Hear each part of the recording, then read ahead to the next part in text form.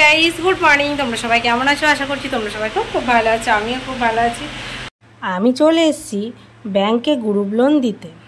সারাদিনে খাবার খাও আর না খাও, যদি লোন নাও তোমাকে শোধ করতেই হবে। সকালবেলায় রেডি হয়ে চলে এসেছি ব্যাংকে লোন দিতে। যারা ভাবছো বৌদিদের বিয়ে করব, তারা প্লিজ একটু খোঁজ খবর নিয়ে দেখবে সেই বৌদির কোনো লোন নেই তো। লোন থাকলে একদম সেই বৌদিকে বিয়ে করতে যেও না, তাহলে আর ব্যাংকের টাকা থাকবে না। আর ব্যাংকে থেকে আসার পর এত খিদে পেয়েছে কি বলবো, ঝটপট একটুখানি আটা মেখে রুটি বেলে নিলাম, আর একটুখানি আলু পেঁপের তরকারি আর রুটি। রুটিগুলো সবসময় ফোলে, আর তোমাদের যখন দেখাতে যাব তখন আর ফুলবে না। সকাল সকাল রুটি খেতে দারুণ লাগে। তোমাদের কেমন লাগে প্লিজ বলবে। কোথাও থেকে এলে আমার তো প্রচণ্ড খিদে পাই, তোমাদেরও কি পাই? গরম রুটি আর সাথে রয়েছে আলু পেঁপের তরকারি। শরীর সুস্থ রাখতে আর এই গরমে নিজেকে ভালো রাখতে আলু পেঁপের তরকারি অবশ্যই খাবে। খুব সুন্দর করে বানিয়েছি অল্প তেল দিয়ে। রুটি আর আলু পেঁপের তরকারি দিয়ে সকালে ব্রেকফাস্ট করতে করতে আমরা এখানে ফোন রেখে দিয়েছি, কথা সিরিয়াল চালাবো।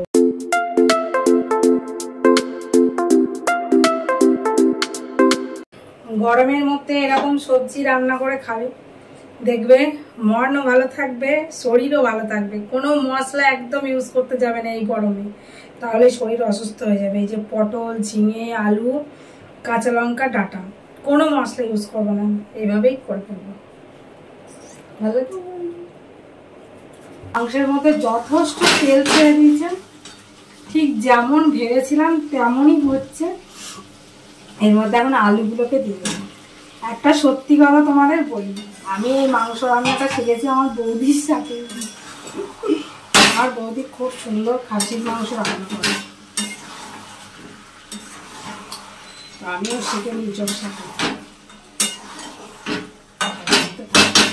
আজকে হলো ঈদ, আর ঈদের দিন তোমরা হয়তো অনেক ভালো ভালো খাবার খাবে। আমি একটুখানি মাংস এনে রান্না করে খেলাম, কেমন হয়েছে বলবেন। এত গরম পড়েছে, এত গরম পড়েছে কি বলবো। পৃথিবীতে খাওয়ার মতো শান্তি নেই, কিন্তু এই খাবার খেতে গেলে যে কত কষ্ট করে রান্না করতে হয় সেটাও মানে বলার কোনো ভাষা নেই। তো এখন আমি ভাতটা খাবো, শান্তি করে খাবো, ঠিক আছে?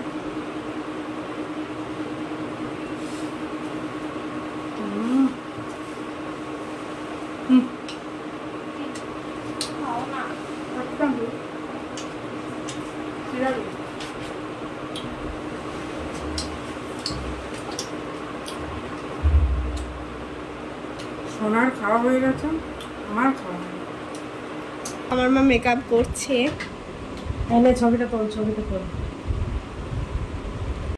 Hi guys, good evening. হাওয়া খেতে বেরিয়েছি, খুব গরম পড়েছে। আর এই গরমে আর ঘরে থাকতে একদম ইচ্ছা করছে না, তো তার জন্য একটু হাওয়া খেতে বেরিয়েছি। একটু বাজারে যাব, ঘোরাঘুরি করব, তারপরে বাড়ি এসে আবার সেই গরমের মধ্যে থাকো। আর আমাদের ঘরে এতটাই গরম যে কি বলবো। সত্যি কারোর বাড়িতে মনে হয় এতটা গরম নয় যতটা গরম আমাদের বাড়িতে। মানে ফ্যান চলছে তো অটোমেটিকই মনে হচ্ছে। দেখতে পাচ্ছ আমি দিদির বাড়ি এসেছি, আর আমাকে মিষ্টি দিয়েছে এরকম, আমি খাবো না তাও দিয়েছে। আবার মিষ্টি আনতে যাচ্ছে, আমি বলছি আনতে হয় না, আবার যখন পরে আসবো তখন। তো আমার বাড়ি থেকে বেরিয়ে আসতে কেয়া মাসির বাড়িটা পড়ে, তো আজকে আমি কেয়া মাসির বাড়ি গেলাম। তারপরে চলে এসেছি আমাদের বালাজি শাড়ি সেন্টারে। শুধু ভিড়টা একবার দেখো, দেখছো? তো তোমরা তো আমাদের ডাইনিং টেবিলটা দেখে নিয়েছো, তাই দেখানোর আর কিছু নেই। তো এখন ডাইনিং টেবিলটা দিতে এসছে ওরা, তাই একটুখানি মিষ্টি জল দিলাম। খাওয়া দাওয়া করছে।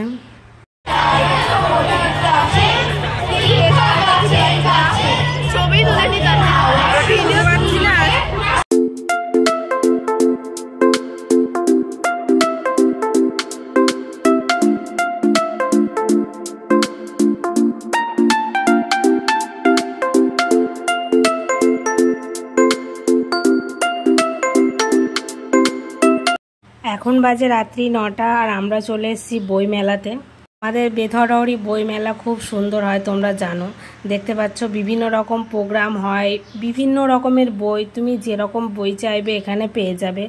সব জায়গাতে বই ছাড়া আর কিছুই আমি দেখতে পাচ্ছি না। যেটা দেখতে পাচ্ছি সেটা হলো মাটির জিনিস। এইগুলো আমার খুব ভালো লেগেছে, বলতেই পারো মন ছুঁয়ে গেছে।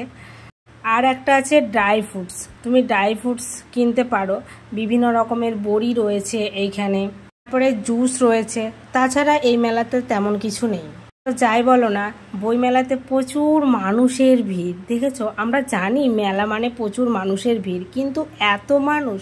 আর তুমি এখন যেখানেই যাবে না কেন, ছবি তোলার জন্য একটা আলাদা রকম প্ল্যাটফর্ম যেন তৈরিই হয়ে যায়। তো দেখতে পাচ্ছ বেথরহরি জিনিসটা আমার খুব ভালো লেগেছে। আই লাভ বুকস, খুব দারুণ দারুণ। তোমাদের ঠিক কতটা সুন্দর লেগেছে বলবে। তো আজকে শোনার প্রোগ্রাম ছিল, তো তার জন্য এসছি। এত তাড়াহুড়া শুরু হয়ে গেছে যে আমার আঙুলে কটা সেফটি পিন ঢুকে গেছে তার কোনো ঠিক নেই। তাই একটুকু সাজুগুজু করতে পারিনি, একদম সাদামাটা, শুধু শাড়িটা পরে জাস্ট রেডি হয়েছে কি হয়নি ম্যাম মেসেজ করেছে এক্ষুনি এসো। পরে জানতে পারলাম আমার বান্ধবীদের হালও তাই, সবারই একই অবস্থা।